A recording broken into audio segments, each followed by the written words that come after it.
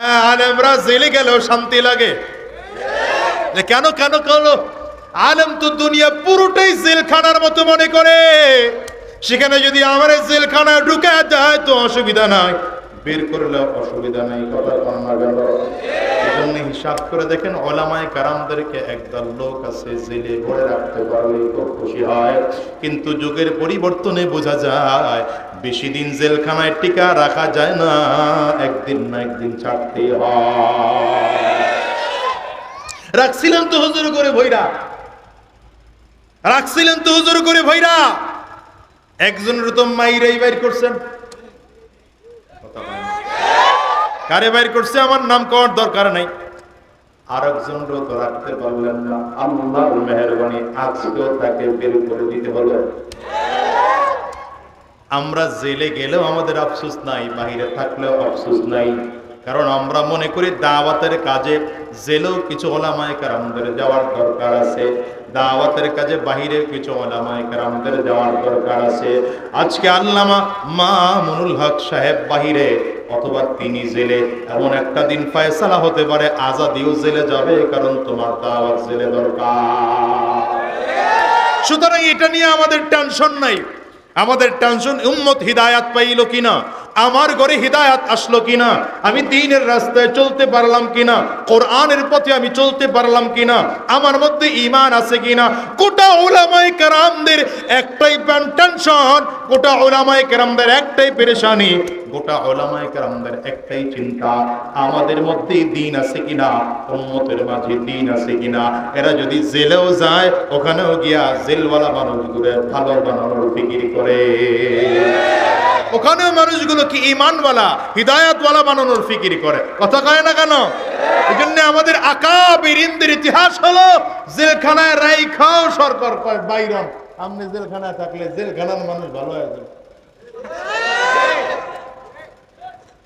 কি কথা বল না? আজকের খবর পাইছেন না? আল্লাহ আল্লাহ তাআলা কোরআনের এই বিশাল বড় দায়ীকে দ্বীন ও ইসলামের জন্য কবুল করুন, আমিন কর।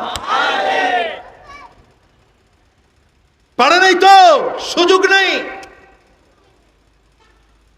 এত দাম কেন? যারা এত অপবাদ দিয়া ঢুকানো হইল তাকে রিসিভ করার জন্য লক্ষ মানুষের সমাগম কেন? অপবাদ দিয়া কোরআন ওয়ালার কাছ থেকে। এই আয়াত দ্বারা আর এই ঘটনা দ্বারা প্রমাণিত হয় হিদায়াতের একমাত্র মালিক কে? ফখরে বঙ্গাল মৌলানা তাজুল ইসলাম সাহেব রহমতুল্লাহ আলাইহি বলেন, আমার মনে শুধু এই প্রশ্ন যে হিদায়াতের মালিক আল্লাহ কেন, আল্লাহর হাতে রাখলেন কেন? তিনি বলেন, এই প্রশ্ন আমি অনেকের কাছে করেছি, কেউ সদুত্তর দিতে পারেনি। সর্বশেষ উজানির কারি ইব্রাহিম রহমতুল্লাহ আলাইহির মেয়ে বিয়ে করার পরে একদিকে শ্বশুর, দ্বিতীয় দিকে উস্তাদ। কথা বুঝতেছেন আপনারা? এই উস্তাদ এবং শ্বশুরের কাছে গিয়া প্রশ্ন করলেন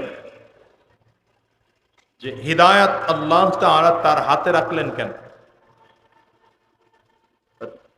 উজানির কারি ইব্রাহিম রহমতুল্লাহ আলাইহি উত্তর দিলেন যে দেখো, দুনিয়াতে যত সম্পদ আছে সব থেকে শ্রেষ্ঠ সম্পদ, দুনিয়ায় যত নিয়ামত আছে সব থেকে শ্রেষ্ঠ নিয়ামত হলো হিদায়াত। এটা দুনিয়ার সব থেকে বড় নিয়ামত, সবচেয়ে বড় সম্পদ। এই জন্য আল্লাহ তাআলা এই হিদায়াতটা নিজের হাতে রাখছেন। নিজের হাতে রাখার কারণ যে আল্লাহ তাআলার কাছে বান্দা যেন বেশি চায়, খুব এই নিয়ামতটা যেন আল্লাহ তাআলা নিজে চাইয়া চাইয়া বান্দার থেকে নেয়। এই জন্য আল্লাহ তাআলা আমাদেরকে প্রশিক্ষণ দিয়েছেন তেমন। নামাজে দাঁড়িয়ে আমরা যত রাকাত নামাজ, তত রাকাত নামাজই কিন্তু আল্লাহর কাছে হিদায়াত চাই, চাই কিনা? কারণ প্রতিটা রাকাত নামাজের মধ্যে আমরা সূরা ফাতিহা পড়ি। রাসূল আরবি সাল্লাল্লাহু আলাইহি ওয়াসাল্লাম বলেন, লা সালাতা ইল্লা বিফাতিহাতিল কিতাব। সূরা ফাতিহা ছাড়া নামাজ হয় না। সূরা ফাতিহা ছাড়া কি হয় না? এই যে মাথা নিচের দিকে দিয়ে বলছে, সূরা ফাতিহা ছাড়া কি হয় না? নামাজ হয় না। এই জন্যে যখন একা একই নামাজ পড়ি তখন প্রত্যেককে সূরা ফাতিহা পড়তে হয়। তারপর কথা কন না কেন? সূরা ফাতিহা যদি আমি ইমামের পেছনে পড়ি তো ইমাম তিলাওয়াত করলে আমার পক্ষ থেকে আদায় হয়ে যায়। এই সূরা ফাতিহাতে আমরা আল্লাহর কাছে হিদায়াত চাই। কি চাই কি চাই না? সূরা ফাতিহার মধ্যে আয়াত আছে, ইহদিনাস সিরাতাল মুস্তাকিম, ইহদিনাস সিরাতাল মুস্তাকিম, সিরাতাল লাযীনা আন'আমতা আলাইহিম গায়রিল মাগদুবি আলাইহিম ওয়ালাদ-দাল্লিন। এই সূরা ফাতিহার মধ্যে সবটা চাওয়া আর পাওয়া হিদায়াত নিয়ে। দেখেন সূরা ফাতিহা কিন্তু পুরোটা বান্দার কথা। কথা কার? কথা কয় না, এই বান্দার আবেদন। সূরা ফাতিহার পুরো আবেদনটাই বান্দার। এই আবেদনটা আল্লাহ তাআলা আয়াত হিসেবে নাজিল করে বান্দাকে শিখাইছেন যে তোমরা তো গোলাম, রবের কাছে চাইতে হয় কেমনে তোমরা জানো না। রব তো বড়, গোলাম যদি গোলামের অবস্থান নিয়ে রবের কাছে চাইতে যায় ভুল হয়ে যেতে পারে। এই জন্য আমি আল্লাহ তাআলা চাওয়া পাওয়ার পদ্ধতিটাও শিখাই দিলাম, চাইবা কেমনে তাও আমি আল্লাহ আয়াত নাজিল করে বুঝাইলাম। এই জন্য সূরা ফাতিহার যতজন তাফসীর লিখেছেন সব মুফাসসিররা তাফসীর লিখতে গিয়ে এই হাদিসটা উল্লেখ করেছেন। নবী আলাইহিস সালাম বলেন আল্লাহ তাআলার পক্ষ থেকে, হাদিসে কুদসি হলো সেটা যেটা আল্লাহর কথা নবীজি বর্ণনা করেছেন। এই হাদিসে কুদসির মধ্যে রাসূলুল্লাহ সাল্লাল্লাহু আলাইহি ওয়াসাল্লাম বর্ণনা করেন, কসসামতুস সালাতা বাইনি ওয়া বাইনা আবদি নিসফাইন, কসসামতুস সালাতা বাইনি ওয়া বাইনা আবদি নিসফাইন, ইযা ক্বালাল আবদু আলহামদুলিল্লাহি রাব্বিল আলামিন قال الله عز وجل حمدني عبدي وإذا قال العبد الرحمن الرحيم قال الله عز وجل مجدني عبدي أثنى علي عبدي وإذا قال العبد مالك يوم الدين قال الله عز وجل مجدني عبدي وإذا قال العبد إياك نعبد وإياك نستعين قال الله عز وجل هذا بيني وبين عبدي ولعبدي ما سأل وإذا قال العبد اهدنا الصراط المستقيم صراط الذين أنعمت عليهم غير المغضوب عليهم ولا الضالين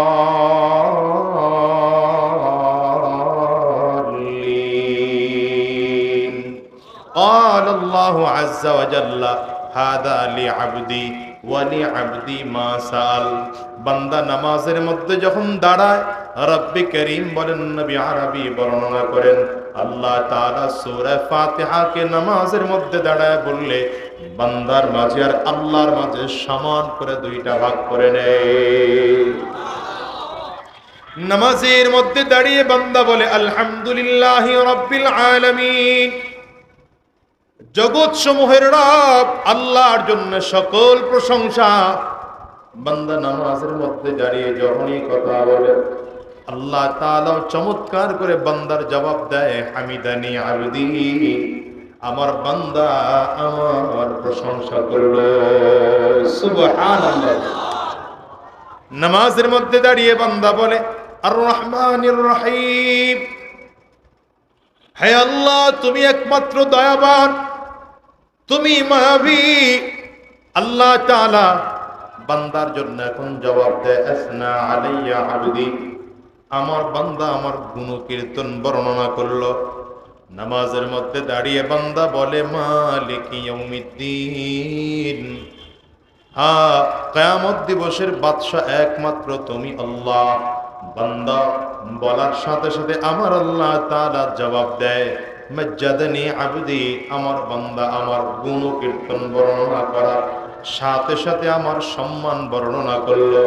নামাজে দাঁড়িয়ে বান্দা যখন বলে ইয়াকা না'বুদু ওয়া ইয়াকা নাস্তাঈন, আয় আল্লাহ আমরা একমাত্র তোমার গোলামি করি, তোমার কাছে সাহায্য চাই।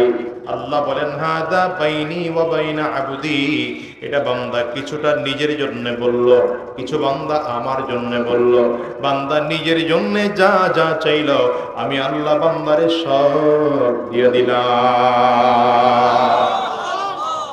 এতক্ষণ পর্যন্ত বান্দার কাছ থেকে আল্লাহর কাছ থেকে বান্দা চাইবে, এই ছেলে এই আদব শিখো নাই মিয়া। এতক্ষণ আল্লাহর কাছে বান্দা চাইবে, চাওয়ার জন্য প্রস্তুত করেছে। প্রথমে আল্লাহর প্রশংসা, কারো কাছে চাইতে হইলে আল্লাহর প্রশংসা করতে হয়, বুঝেননি? কারো কাছে চাইতে হইলে আল্লাহর প্রশংসা করতে হয়। এখন আমি আল্লাহর কাছে চাবো তো আল্লাহর প্রশংসা করব। আপনাদের এখানে যদি প্রধানমন্ত্রী আসে আর প্রধানমন্ত্রীর কাছে যদি কোনো কিছু চান, আগে প্রধানমন্ত্রী একটু প্রশংসা করে নেয়। আপনার এখানে যদি এমপি মহোদয় আসেন, তার কাছে যদি কিছু চাই আমরা আগে প্রশংসা করে নেই তার।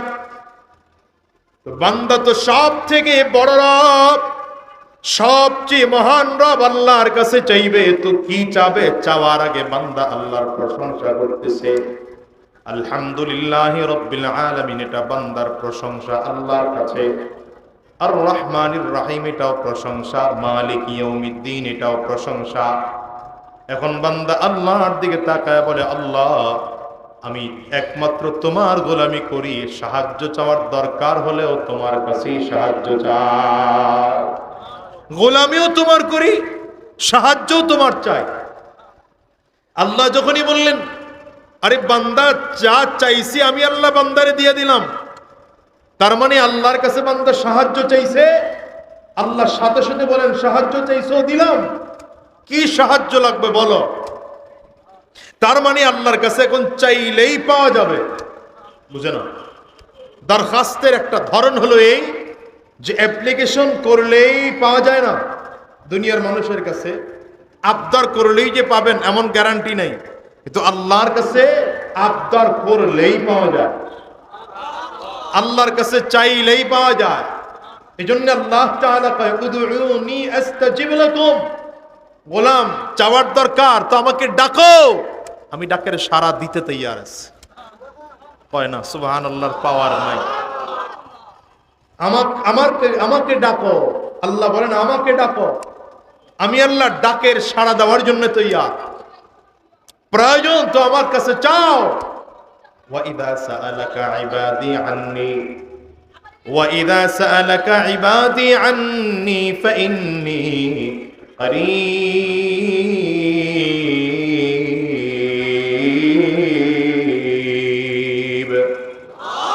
বান্দা চাওয়ার দরকার তো আমি আল্লাহর কাছে চাও। কি চাইবা বলো? আমি আল্লাহর কাছে চাইতে দেরি হবে, আমি আল্লাহ তাআলা আমার সাহায্য লইয়া তোমার সামনে দাঁড়াইতে আমি আল্লাহ পাকের দেরি হবে না, আমার কাছে চাও। বান্দা আল্লাহ পাকের কাছে চাইতেছে, আল্লাহ তাআলা বান্দাকে দিচ্ছেন। এখন চাওয়া আর পাওয়ার পালা যখন শুরু হয়ে গেল, দেখেন কি চাইবে বান্দা। বান্দা বাড়ি চাবে না, বান্দা গাড়ি চাবে না, টাকা পয়সা চাবে না, ধন দৌলত চাবে না, ইজ্জত ক্ষমতা চাবে না। বান্দা কি চাবেন আল্লাহ তাআলা সেটাও শিখিয়ে দিয়েছেন। বান্দার চাওয়ার দরকার যদি হয় তো দুনিয়ার সব থেকে দামি সম্পদ হিদায়াত চাও। চাওয়ার দরকার হলে কি চাইব? আমরা হইলে কি চাইতাম?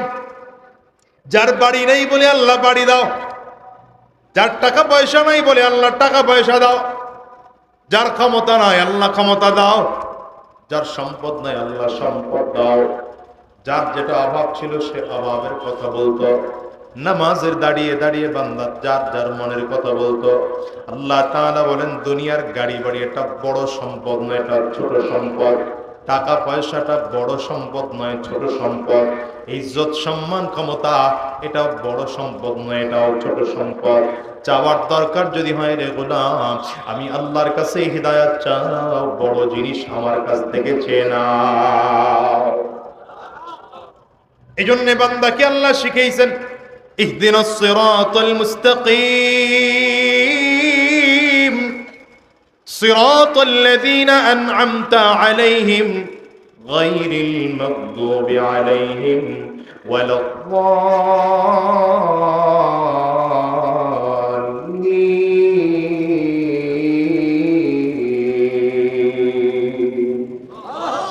আল্লাহ তাআলা তুমি আমাকে হিদায়াত দাও, হিদায়াতের রাস্তায় পরিচালিত করো। কোন রাস্তাটা হিদায়াতের রাস্তা? যেই রাস্তায় চলার পরে তাদের উপরে তোমার নিয়ামত বর্ষণ হয়েছে, এমন রাস্তায় আমাকে চালাও। আয় আল্লাহ, এমন রাস্তায় আমাকে চালায়ও না যেই রাস্তায় চলার পরে তোমার গজব নাজিল হয়, এমন রাস্তায় আমারে চালায়ও না। বান্দাকে আল্লাহ চাওয়ার কথা শিখাইছেন, তো শুরুতেই হিদায়াত চাওয়ার কথা শিখাইছেন, কারণ এটা পৃথিবীর সব থেকে দামি সম্পদ। কন্যা, এটা কিসের সম্পদ? এর চেয়ে দামি সম্পদ আর হতেই পারে না, এর থেকে দামি জিনিস আর হতেই পারে না। পৃথিবীর সব থেকে দামি সম্পদ হলো হিদায়াত। আপনার আমার কাছে যদিও টাকা পয়সা দামি, আপনার আমার কাছে গাড়ি বাড়ি দামি, আপনার আমার কাছে জমিন বড় দামি সম্পদ, আপনার আমার কাছে দুনিয়ার ইজ্জত সম্মান ক্ষমতা দামি সম্পদ। আমার আল্লাহ বলেন গোলাম, এগুলো দামি সম্পদ নয়, কারণ এগুলো দিয়ে দুনিয়ায় ক্ষণিকের জন্য কিছু উপকার পাওয়া যায়, স্থায়ী উপকার পাওয়া যায় না। আবার সম্পদ কারো কাছে চিরজীবন থাকেও না। অনেক ঘটনা এমন আছে, বিশাল সম্পদওয়ালা কিন্তু অল্প দিনের মধ্যে রাস্তার ফকির হয়ে গেছে, আছে না নাই? জোরে বলেন। অনেক বড় ক্ষমতাওয়ালা হঠাৎ করে ক্ষমতা তার নাই, এমন ক্ষমতা হারিয়েছে, ক্ষমতা হারানোর কারণে হিসাব করে দেখেন অস্তিত্ব পর্যন্ত বিলীন হয়ে গিয়েছে। বাংলাদেশেও এমন ক্ষমতা আছে না? বিশাল বড় প্রেসিডেন্ট, অপ্রতিদ্বন্দ্বী প্রেসিডেন্ট ছিলেন এরশাদ সাহেব, কিন্তু মরণের আগে অবস্থা এমন হলো তারে কেউ দাম দেয় না, কথা কয় না। কি বুঝাইলেন আল্লাহ? ক্ষমতার পিছনে দৌড়ায় না, লাভ নাই, চিরস্থায়ী না। সম্পদও চিরস্থায়ী না, এগুলোর পিছনে দৌড়াইও না।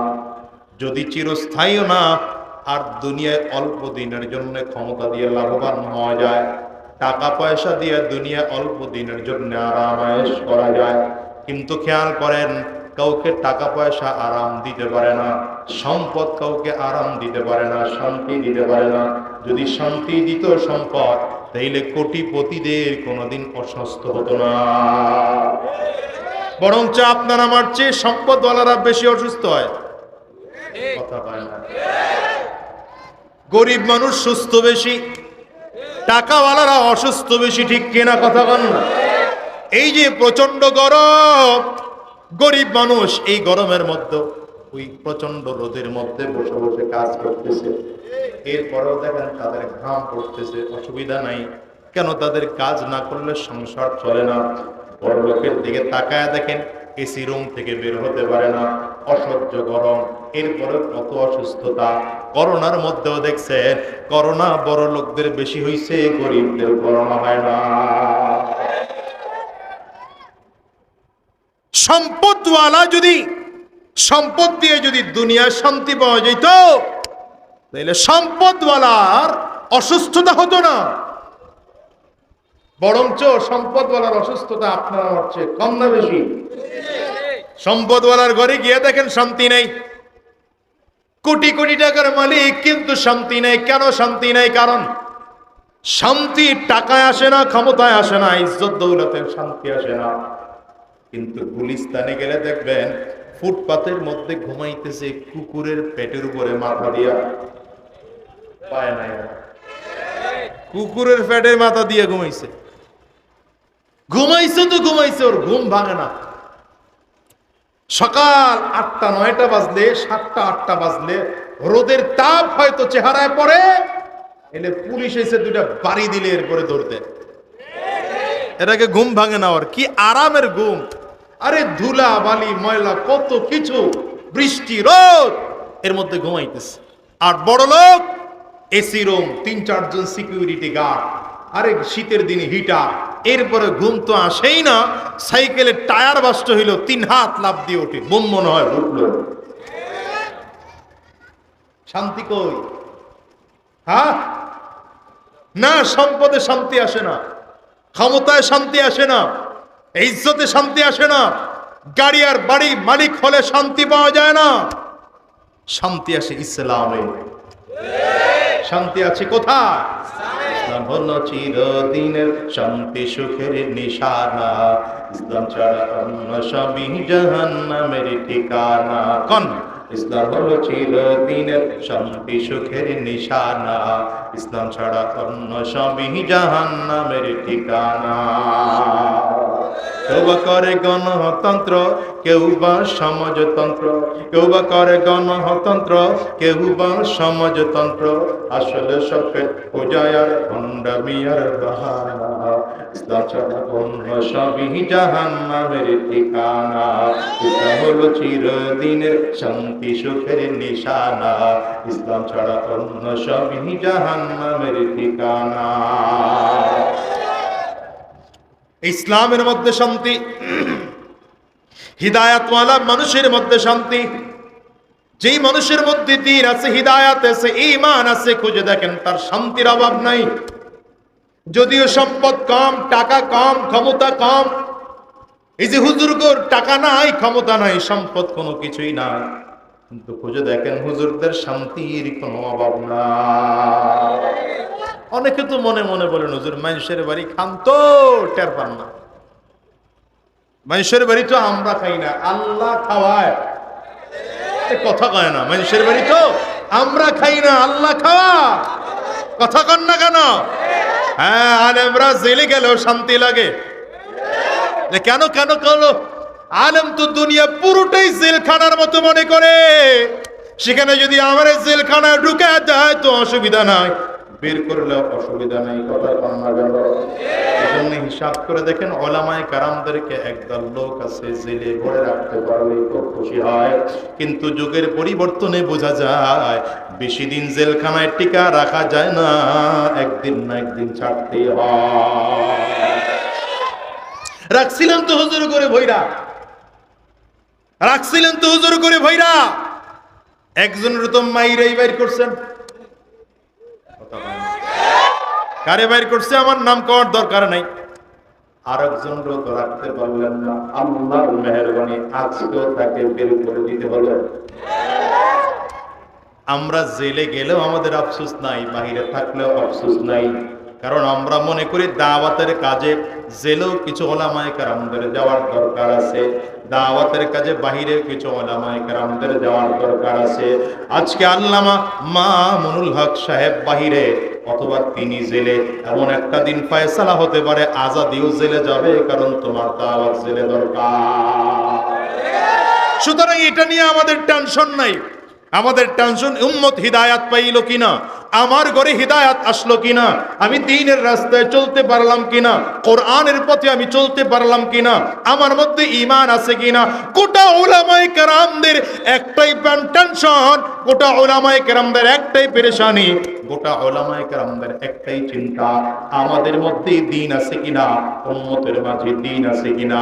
এরা যদি জেলেও যায়, ওখানেও গিয়া জেলওয়ালা মানুষগুলো ভালো বানানোর ফিকির করে, ওখানেও মানুষগুলো কি ঈমানওয়ালা হিদায়াতওয়ালা বানানোর ফিকির করে। কথা কয় না কেন? এই জন্য আমাদের আকাবিরিনদের ইতিহাস হলো জেলখানায় রাইখাও সরকার কয় বাইরন, আপনি জেলখানায় থাকলে জেলখানার মানুষ ভালো হয়ে যাবে। কি কথা বলেন না? আজকের খবর পাইছেন না? আল্লাহ তাআলা কোরআনের এই বিশাল বড় দায়ীকে দ্বীন ও ইসলামের জন্য কবুল করুন, আমিন কর। পারে নাই তো, সুযোগ নেই। এত দাম কেন? যারা এত অপবাদ দিয়া ঢুকানো হইল, তাকে রিসিভ করার জন্য লক্ষ মানুষের সমাগম কেন? অপবাদ দিয়া কোরআন ওয়ালার